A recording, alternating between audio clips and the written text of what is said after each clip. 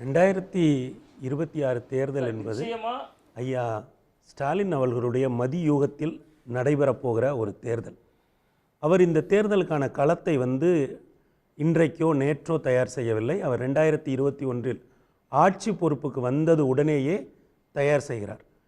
அதில் ரொம்ப முக்கியமான ஒரு நிகழ்வு, ஒவ்வொரு தேர்தலுக்கு முன்னாடியும் ஒரு சம்பவத்துக்கு அப்புறம் அந்த தேர்தலுக்கான நிகழ்வுகள் நடைபெற ஆரம்பிக்கும் அப்படின்னு நம்ம சொல்லலாம். ஒரு மூத்த ஊடகவியலாளராக நீங்கள் ஒவ்வொரு தேர்தலோடையும் ஒரு சம்பவத்தை அப்படி தொடர்புபடுத்தி பார்க்க முடியும். 26 தேர்தல் கரூர் சம்பவத்துக்கு பிறகு அந்த தேர்தலுக்கான பால் ரோலாக ஆரம்பிக்குது.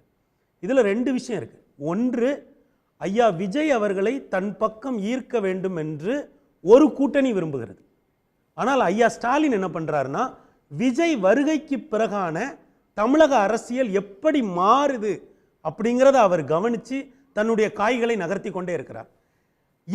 இப்போ இவர் காய் நகர்த்துவதை பார்க்கிற பொழுது ஒரு விஷயம் தோன்றுகிறது. என்னன்னா, இதே போன்ற ஒரு வாய்ப்பு அஇஅதிமுகவுக்கு கிடைத்தது. ஐயா ரஜினி அவர்கள் கட்சி ஆரம்பிக்க வருவதாக சொன்ன பொழுது அந்த வாய்ப்பை அவர்கள் அன்றைக்கு பயன்படுத்த தவறிவிட்டார்கள்.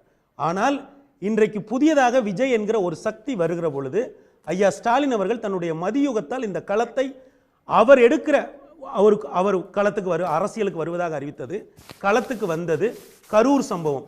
இப்படி ஒவ்வொரு சம்பவத்திலும் நாம் எத்தகைய நகர்வுகளை செய்ய வேண்டும் அப்படிங்கிறத பார்த்து அவர் முன்னெடுக்கிற காரணத்தினால இந்த தேர்தலில் அவர் 3 விஷயங்களை செய்வார் என்று நான் நினைக்கிறேன். ஒன்று, தன்னுடைய வெற்றி கூட்டணியை மறுகட்டமைப்பு செய்வார், மறுவரையறை அல்லது மறுகட்டமைப்பு செய்வார். விஜய் வரையறைனா புதுசா யாரையும் சேர்க்க போறாருன்றீங்களா, இருக்கிறவங்கள விட்டுருவாரு? புதிதாக ஒரு சிலரை, அதுக்கான லீடை கூட அண்ணன் சத்யா அவர்கள் கொடுத்தார்கள். புதிதாக ஒரு சிலரை இணைப்பதற்கும் வாய்ப்பு இருக்கிறது, இருக்கிற ஒரு சிலரை வெளியே அனுப்புவதற்கும் வாய்ப்பு இருக்கிறது. அது ஒன்று. இரண்டாவது, விஜய் கூட்டணி பலம் பெறுவதற்கான உத்திகளையும் இவர் வகுப்பார். மூன்றாவது, அஇஅதிமுக கட்சி ஆரம்பிச்சிருக்காரு, அவர் கூட்டணி பலம் பெறதுக்கான உத்தியை முதலமைச்சர் வகுப்பார், திமுக தலைவர் வகுப்பார். ஏனென்றால் நான் அதனாலதான் சொல்றேன், திரும்ப சொல்றேன், இந்த தேர்தல் அவருடைய மதியூகத்தை பார்க்கும். இதுவரை தமிழகம் பார்க்காத ஒரு தேர்தலாக இது இருக்கும். இப்ப என்னன்னா, இந்த 3 விஷயங்கள் மேலதான் அவர் போறார். இப்போ திமுக ஒரு பாயிண்ட் கரெக்ட், இதுவரை பார்க்காத ஒரு தேர்தலா இருக்கும். ஏன்னா ரொம்ப ரொம்ப இன்ட்ரெஸ்டிங்கா இருக்கும். பல ஒரு பக்கம் பார்த்தீங்கன்னா அனுபவம் வாய்ந்தவங்க, பிரபல்யங்கள் இருப்பாங்க. விஜய் நிறுத்த போற வேட்பாளர்கள் முற்றிலும் புதுமுகமா இருப்பாங்க, இளைஞர்களா இருப்பாங்க. 30 வயது 25 வயது நபர்கள் வேட்பாளராக வந்திருப்பாங்க. அதுல ஒரு எனர்ஜி இருக்கும், ஒரு கலர்ஃபுல்லா இருக்கும் அந்த எலெக்ஷன். ஆமா. அப்போ அதற்கு ஏற்றது போல நீங்க இப்போ அந்த விஜய் அவர்களுடைய வருகை, இப்போ நீங்க பட்டியலிடுறீங்கல்ல, அவர்கள் எத்தகைய வேட்பாளர்களை அறிவிப்பார்கள், எப்படி அந்த களம் போகும். ஒரே ஒரு உதாரணம் மட்டும் சொல்றேன். மற்ற கட்சிகள் எல்லாம் பிஎல்ஏ அப்படின்னு பூத் லெவல் ஏஜென்ட்னு ஒரே ஒரு ஆளை மட்டும் வச்சிருக்காங்க. திமுக என்ன பண்ணாங்கன்னா, பூத் லெவல்ல ஒரு டிஜிட்டல் ஏஜெண்டை போட்டாங்க. இப்போ நீங்க முரசொலி தினமும் பார்த்தீங்கன்னா தெரியும், ஒவ்வொரு தொகுதிக்கும் இளைஞர் அணியிலிருந்து ஒவ்வொரு பூத்துக்கும் ஏறக்குறைய 200-250 நிர்வாகிகளை நியமித்து ஒவ்வொரு தொகுதிக்கும் அவங்க, அது மட்டும் இல்ல, அவங்களுக்கு 3 நாள் பயிற்சி வேற கொடுக்குறாங்க என்ன பண்ணணும். அப்ப என்னன்னா, என்னுடைய யூகம் சரியாக இருக்குமே ஆனால் உதயசூரியன் 200 தொகுதிகள் வரைக்கும் போட்டியிடுவதற்கு வாய்ப்பு இருப்பதாகத்தான் நான் கருதுகிறேன். இருக்கிற அதை உடைச்சு விடுறதுக்குள்ள வழி ஏதாவது நினைக்கிறேன். நீங்க இந்த கூட்டணி மறுவரையறை அப்படின்னு நான் சொல்றேன்ல, ஏனென்றால் இந்த கூட்டணிக்குள்ள சில மறுவரையறைன்றது ஒரு பூடகமா சொல்றதுங்க. கூட்டணியிலிருந்து சில கட்சிகள் போகும், சில கட்சிகள் வரும் அப்படின்னு சொல்லுங்க. நீங்க சொல்ற மறுவரையறைனா என்ன? அதான் நான் சொல்லல சார். அதாவது சார், இப்போ 200 தொகுதிகள் வரைக்கும், ஏனென்றால் அவர் ஒரு விஷயத்தில் அவர் தெளிவா இருக்கார். சீர்திருத்தம் மாதிரி சொல்றீங்க. இல்ல இது இல்ல, தனியார் அது பிரைவேட் கவர்மெண்ட் கம்பெனியை எடுத்து விற்கிறாங்கன்னு வச்சுக்கோங்க, அதை ரிஃபார்ம்ன்றாங்க. அது என்ன ரிஃபார்ம்? அது என்ன ரிஃபார்ம் நான் சொல்றேன். இப்போ அவர் நீங்க ஒன்று பாருங்க, அவர் சொல்கிறார் 200 தொகுதிகளில் நாம் வெற்றி பெறுவோம் அப்படின்னு ஒரு விஷயத்தை அவர் சொல்றார். ரெண்டாவது, அவருடைய இந்த இப்ப சமீபத்திய அரசியல் உரைகள் எல்லாம் பார்த்தீங்கன்னா, அவர் பாஜக எதிர்ப்பு அப்படிங்கிறத ரொம்ப பிரதானப்படுத்துகிறார். இல்லங்க, தொடர்ந்து அதை தானே சொல்லிட்டு இருக்காரு. ஆமா. அப்ப இன்னொன்னு பாருங்க, அதோட சேர்த்து இன்னொன்னு நீங்க சேர்த்து பார்க்கலாம். எடப்பாடி எதிர்ப்பு அப்படிங்கறத ஒண்ணு சொல்றாரு தவிர அஇஅதிமுக எதிர்ப்பு அப்படின்னு ஒண்ணு அவர் சொல்லவே மாட்டார். அஇஅதிமுகவை எடப்பாடியை அதிமுக பொதுச் செயலாளர் அப்படின்ற அடிப்படையில் தான் அவர் விமர்சிக்கிறாங்க. அதிமுக பொதுச் செயலாளர் அவர் இல்லைன்னா அவர் வந்து செங்கோட்டையனை விமர்சிக்க போறாரா, டிடிவி தினகரன் விமர்சிக்கிறாரா, ஓபிஎஸ் விமர்சிக்கிறாரா? சார் அந்த எதிர்க்கட்சி தலைவர் ஏடிஎம்கே ஜெனரல் செக்ரட்டரி அடிப்படையில் தான் அவர் விமர்சிக்க முடியும். சார் அந்த இடத்துல தான் சார் இதுவரை இருந்த எல்லா அரசியல் கணக்குகளையும் தாண்டி ஒரு புதிய இடத்துக்கு ஒரு போறார். அவர் என்னன்னா ஐயா எடப்பாடி எதிர்ப்பு, ஐயா எடப்பாடி மீதான விமர்சனங்கள், இதை தான் அவர் மையப்படுத்துகிறார்.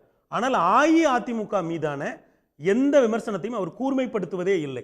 அப்படி என்றால் இன்றைக்கு பிளவுபட்டு இருக்கக்கூடிய அஇஅதிமுகவிலிருந்து ஒரு சில சக்திகள் திராவிட முன்னேற்ற கழகத்தை நோக்கி வருவதற்கான வாய்ப்பு இருப்பதாக அண்ணன் சத்யா சொன்ன இடத்தோடு நான் உடன்படுகிறேன். இந்த மொத்தமாகவே ஐயா விஜய் அவர்கள் வருகைக்கு பிறகு ஒரு சம்பவம் நடந்திருக்கு. கரூர் சம்பவத்தை நீங்க நுட்பமா பாருங்க. அறிவார்ந்த சமூகம் திராவிட முன்னேற்ற கழக இந்த அரசு எடுத்த நடவடிக்கைகளை நீதிமன்றம் ஒன்று சொல்லுது, அறிவார்ந்த சமூகம் ஒன்று சொல்லுது.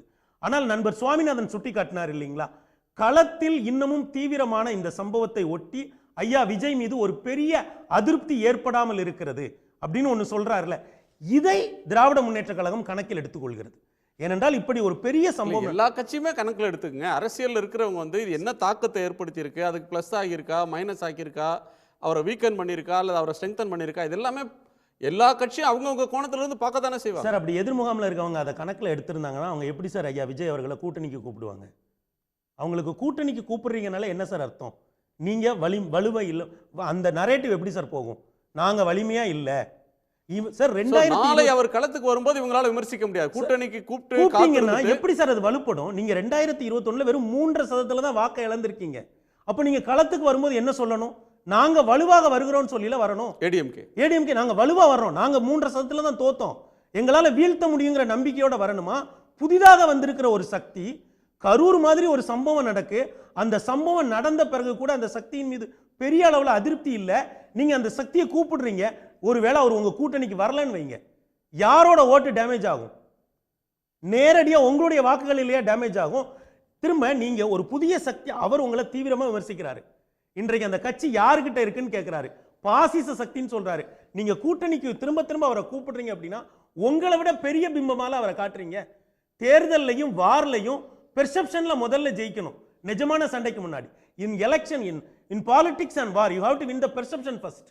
ஆனால் அப்படியாப்பட்ட இடத்துல இன்றைக்கு ஐயா ஸ்டாலினுக்கு ஒரு சிறப்பு இருக்கிறது. இல்லைங்க, விஜயை கூப்பிடுறத ஏடிஎம்கேவோட பலவீனம் அப்படின்னு நீங்க ப்ரொஜெக்ட் பண்றீங்க, இப்போ கருதுறீங்க. அது ஏடிஎம்கேக்கும் பிஜேபிக்கும் அவங்க வந்து அவர் டிஎம்கே விமர்சிக்கிறாரு, கடுமையா விமர்சிக்கிறாரு, ஏடிஎம்கே இதுவரையிலும் விமர்சிக்கல. ஒரு நேச சக்தி அவங்க பார்க்கறதும், ஒரு எதிர்க்கட்சிக்கு ஒரு நெருக்கடி வர்றப்ப நாம ஒரு சப்போர்ட்டா இருப்போம், விஜய் ரசிகர்கள் அன்பு நம்ம மேல வரட்டும், அவங்க கொஞ்சம் பேர் நம்ம பக்கம் சப்போர்ட் பண்ணுவாங்களே, அந்த ஒரு கணக்கு கூட இருக்கலாம்ல. ஆமா சார், நீங்க திமுகவை எதிர்க்கிறாரு, நீங்களும் திமுகவை எதிர்க்கிறீங்க. உங்க நேச சக்தி அவர் வராம போயிட்டாருன்னா திமுக எதிர்ப்பு வாக்குகள்ல ரெண்டா பிரியும். அந்த கணக்கையும் போடணும்ல. அவர் களத்துக்கு வராதவராக இருந்தா, வெறும் வாய்ஸ் மட்டும் கொடுக்கிறவராக இருந்தா நீங்க அவரை இன்னைக்கு ஆதரிக்கலாம். அவர் களத்துக்கு வர போறார். இந்த ஒரே ஒரு இதை மட்டும் சொல்லிடுறேன், இந்த பெர்செப்ஷன் வார்ல திராவிட முன்னேற்ற கழகம் அப்படிங்கிற அந்த கட்சியை விட ஐயா ஸ்டாலின் அவர்களுடைய இமேஜ் இன்றைக்கு வந்து ரொம்ப பெரிதாக இருக்கிறது. அதையும் இந்த தேர்தலை நாம் கருத்தில் கொள்ள வேண்டும். ஏனென்றால் இந்த 4 ஆண்டு கால திராவிட மாடல் அரசு என்று அவர்கள் திரும்ப திரும்ப முன்வைத்த விஷயங்கள், கல்வியில் சிறந்த தமிழ்நாடு போன்ற விஷயங்கள், பிறகு அவர் இன்றைக்கு தன்னை முன்னிலைப்படுத்துகிற போது ஒன்று சொல்கிறார், தமிழ்நாடு போராடும், தமிழ்நாட்டை தலைகுனிய விடமாட்டேன் என்று தமிழ்நாட்டுக்கான ஒரு தலைவராக திராவிட முன்னேற்ற கழகத்தை தாண்டிய ஒரு ஆளுமையாக அவர் தன்னை முன்னிறுத்துகிறார். இதையும் நாம கணக்கில் எடுத்துக்கணும். எதிர்க்கட்சிகள் இதை கணக்கில் எடுக்க தவறுகிறார்களோ என்று எனக்கு தோன்றுகிறது. ஆக இந்த தேர்தல் என்பது கரூர் சம்பவத்துக்கு பிறகு இருவரும் முன்னேற்ற கழகங்களும் எத்தகைய நகர்வுகளை எடுக்கிறார்களோ அதை வைத்துத்தான் போகும். ஆனால் கோர்ட்டே சொன்னாலும், கோர்ட்டு முன்ஜாமீன் மனுவை நிராகரித்தாலும் அவங்கள யாரையும் கைது பண்ணல. ஒரு கீழ்மட்டத்தில் 2 பேரை கைது பண்ணாங்க, அந்த நிகழ்ச்சி ஏற்பாடு பண்ணவங்க. அதற்கு பிறகு நீதிபதியை பர்சனலாக கொச்சைப்படுத்தி எழுதக்கூடியவங்க மேலே நடவடிக்கை பாயுதே தவிர, சோசியல் மீடியாவில் வதந்தியை பரப்புறவங்க மேலே பாயுதே தவிர, அந்த கட்சி நிர்வாகிகள் யாரையும் இல்லை சார் தொடலை. ஆமாம், உச்ச நீதிமன்றத்துக்கு போட்டோன்னு விடுறாரு. ஏன்னா அவர் எதை கணக்கில் எடுக்காருன்னா, இப்படி ஒரு அந்த சம்பவத்து மேலே மக்களுக்கு என்ன கருத்து இருக்குன்னு பார்க்குறாரு. அப்போ அவங்க போகட்டும், உச்ச நீதிமன்றம் ரிஜெக்ட் பண்ணட்டும். உச்ச நீதிமன்றம் சொன்ன நான் அதனால தான் சொன்னேன், எந்த ஒரு அரசுமே இப்படி ஒரு சம்பவம் நடந்தால் அதிரடி காட்டும். ஆனால் இவர் பொறுமை காத்தார். எந்த அளவுக்கு பொறுமை காக்கிறாரு பாருங்க. பத்திரிகைகள் தலையங்கம் எழுதிய போது கூட நடவடிக்கை எடுத்திருக்கலாம். இது போன்ற அறிவு சமூகம் நடவடிக்கை பேசிய போது கூட எடுத்திருக்கலாம். எழுத்தாளர்கள் எல்லாரும் அறிக்கை விட்டாங்க, அப்போ கூட எடுத்திருக்கலாம். நீதிமன்றம் சொன்ன போது கூட எடுத்திருக்கலாம். இவ்வளவுக்கும் முன்ஜாமீன் நிராகரிக்கப்பட்ட போது கூட எடுத்திருக்கலாம். ஆனால் அவர் என்ன சொல்றாரு, இன்னும் அவங்களுக்கு ஒரு வாய்ப்பு இருக்கு. அந்த வாய்ப்பு உச்சநீதிமன்றத்துக்கு போகட்டும், உச்சநீதிமன்றம் சொல்லட்டும், அதற்கு பிறகு நாம் நடவடிக்கை எடுப்போம் காமிக்கிறார். அப்போ அவர் எல்லாத்தையுமே கவனிக்கிறாரு.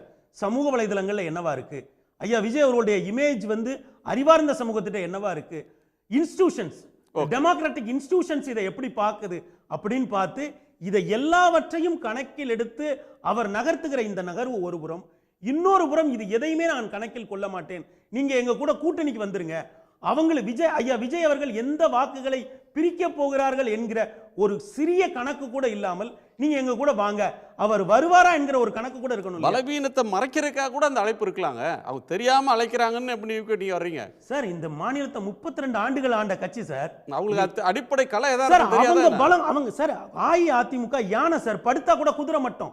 அவ்வளவு பெரிய கட்சி இப்படி இந்த நரேட்டிவ்க்குள்ள நிக்க கூடாது சார். இப்படி அவங்க ஒரு நாள் நின்னதில்லை. உடனுக்குடன் செய்திகளை தெரிந்து கொள்ள சன் நியூஸ் பெல் ஐகானை கிளிக் பண்ணுங்க.